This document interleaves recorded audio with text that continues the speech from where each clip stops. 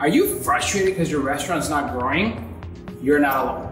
Today, we will go over the top 3 reasons why restaurants might not be reaching its full potential, and we will provide actionable tips to turn things around. Hey there, my name is Brandon, co-founder and CEO of 787 Coffee, a from farm to cup coffee experience. 28 coffee shops across Puerto Rico, New York, and El Paso, Texas. So if your restaurant isn't getting the attention it deserves, it might be due to the lack of effective marketing. Explore targeted social media campaigns. Engage with local food bloggers. Optimize your Google business profile to attract more customers. Inconsistent quality. Nothing drives customers away faster than inconsistent food quality.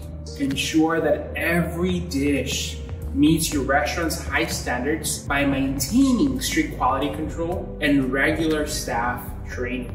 Poor customer service. Exceptional customer service is key to retaining customers, to encouraging them to become loyal, repetitive.